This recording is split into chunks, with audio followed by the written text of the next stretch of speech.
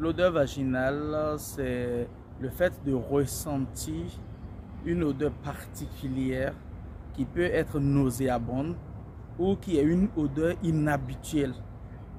Le fait de le ressentir au niveau de votre appareil génital, c'est ça qui est la mauvaise odeur ou l'odeur vaginale. Sinon, normalement, vous ne sentez pas d'odeur.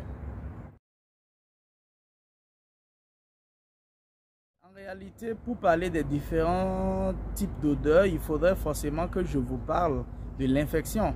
Parce que l'odeur, la mauvaise odeur vaginale n'est rien d'autre qu'un élément de l'infection vaginale, de l'infection de l'appareil génital. Donc, quand vous avez une infection, il peut y arriver à ce que vous sentiez plusieurs odeurs. Ça peut être l'odeur d'un poisson pourri.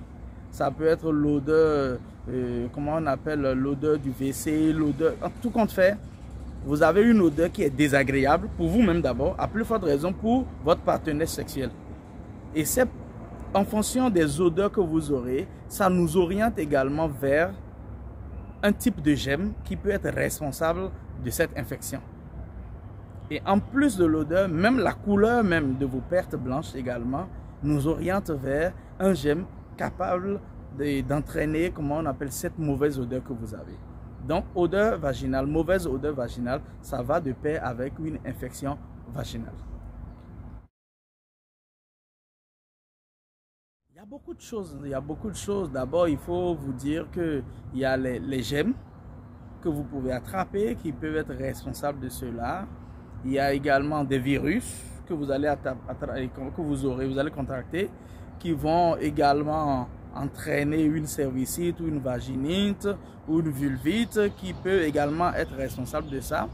Il y a également l'hygiène de la femme elle-même. Une femme qui du matin jusqu'au soir est dans le même dessous, il en va de soi à ce que facilement les germes, vous allez voir que vos entrejambes, en temps, ça vous gratte.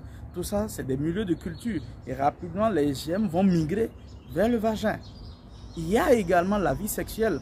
Parce que si vous avez une vie sexuelle faite de plusieurs partenaires sexuels, facilement, vous aurez une infection. Il y a également l'hygiène exagérée.